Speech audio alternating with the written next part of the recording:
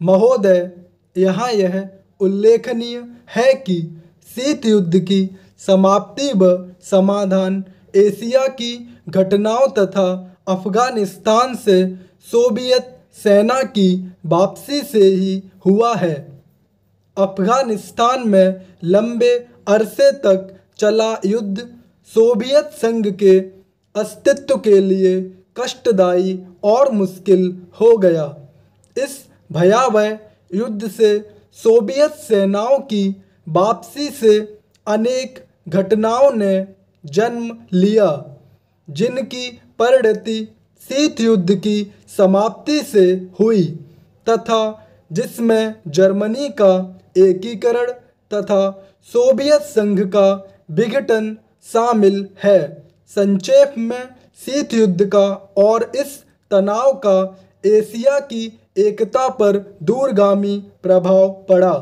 Asia के सभी देश यह चाहते थे कि क्षेत्र में शांति बनी रहे। चीन और सोवियत संघ का सीमा विवाद, चीन और वियतनाम का झगड़ा और भारत व चीन का सीमा विवाद उस समय की परिस्थितियों को स्पष्ट करता है। इस तरह से पाकिस्तान पूरी तरह से थाईलैंड और फिलीपींस के साथ अमेरिका के खेमे में चला गया था। जापान अपने आर्थिक और व्यापारिक संबंधों के कारण पश्चिम के देशों में सामीप्य स्थापित कर रहा था। इससे एशिया की एकता को एक नया धक्का लगा है, क्योंकि एशिया के देश अलग अलग खेमों में बट गए थे। 1960 के दशक में एक नया मोड़ आया, जब शीत युद्ध के समय आसियान के नाम से एक नए गुट का प्रादुर्भाव हुआ। इससे दक्षिण पूर्वी एशिया के देशों में नए आर्थिक और सुरक्षा संबंधी प्रयास किए गए। इन देशों में सांस्कृतिक एकरूपता की वजह से भी एक नए गुट ने जन्म लिया, लेकिन यह कहना कठिन होगा कि इन दक्षिण पूर्वी एशियाई देशों से समूचे एशिया की पहचान या एकता बनाने में सहायता मिली है या उससे धक्का लगा है, क्योंकि इन देशों ने अपनी नीति बहुत स्पष्ट नहीं की और केवल अपने ही गुट के अंदर भूमिपुत्र नीति को जन्म दिया। भारत भी अब आसियान का सहयोगी सदस्य बनने जा रहा है। भारत की पहल से दक्षिण एशियाई सहयोग संगठन सार्क की स्थापना सन 1985 में की गई, जिसके फलस्वरूप पड़ोसी देशों के आपसी सहयोग के लिए नया वातावरण तैयार हुआ। यह प्रयास सने सने उपयोगी रूप लेता जा रहा है, जो एशिया की पहचान बनाने की ओर महत्वपूर्ण कदम है। व्यापार, निवेश, तकनीकी ज्ञान, संचार माध्यमों में बढ़ोतरी ने विश्व गांव के विचार को भी पैदा किया। बढ़ते हुए व्यापार, निवेश, संचार एवं विज्ञान की आधुनिक तकनीकों ने पूरी दुनिया में एक दूसरे पर निर्भर रहने के नए विचारों को जन्म दिया। अंग्रेजी भाषा, हॉलीवुड, कंप्यूटर्स और उपभोक्ता संस्कृति ने पूरे विश्व को प्रभावित किया, जिससे देशों में फासले कम हुए, संस्कृति और सभ्यता भी प्रभावित हुई।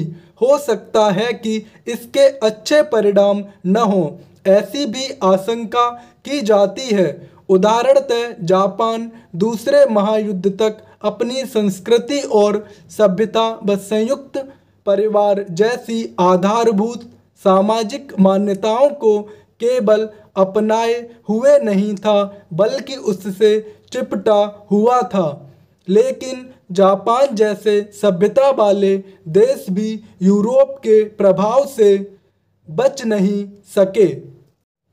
महोदय, दूसरे शब्दों में आर्थिक, व्यापारिक, निवेश और तकनीकी कारणों से द्वितीय महायुद्ध के बाद और शीत युद्ध के दौरान एशिया के देशों में पुनः धुंधलापन पैदा हुआ।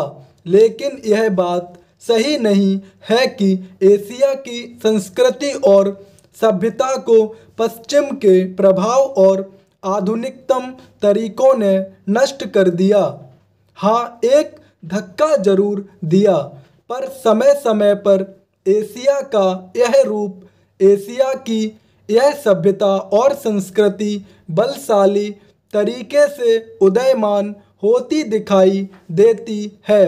पंडित जवाहरलाल नेहरू ने 1945 में अपनी पुस्तक डिस्कवरी ऑफ इंडिया में एशिया की पहचान पर लिखा है कि हजार वर्षों में जब यूरोप अपने अंधकार के युग में था, एशिया ने अपने मनुष्यों की प्रगतिशील आत्मा को प्रभावशाली ढंग से दर्शाया।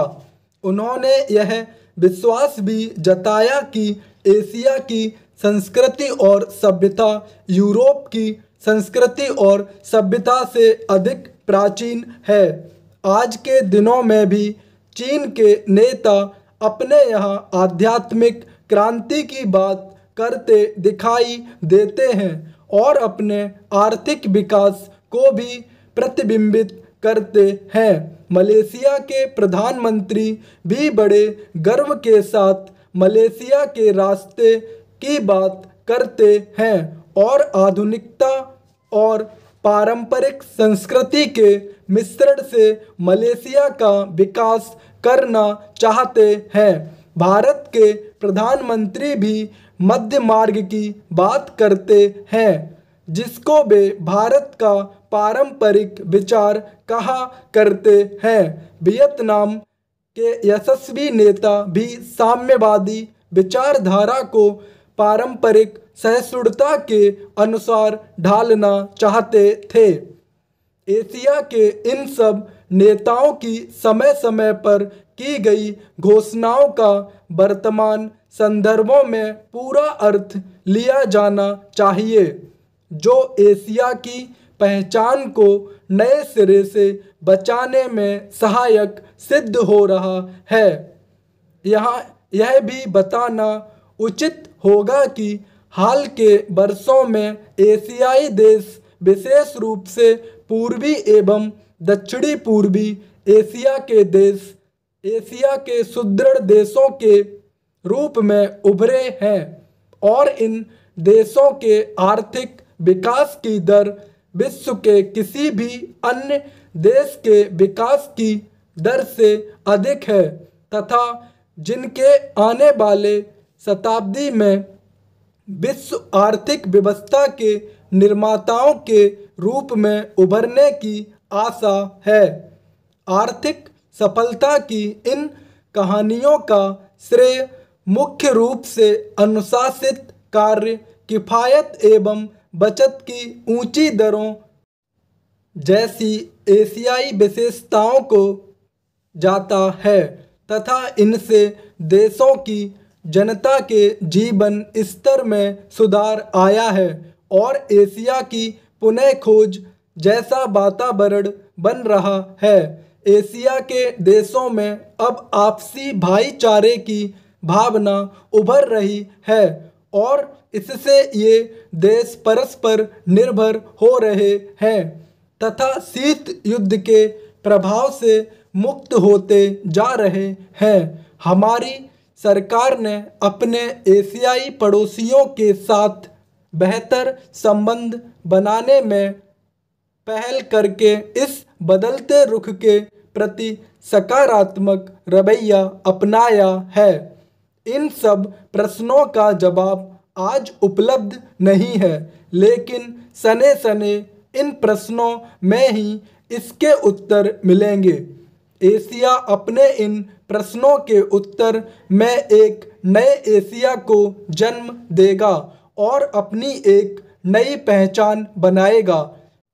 यूरोप और अमेरिका के आधुनिक औद्योगिक विकास में फर्क नजर आता है। स्टॉप।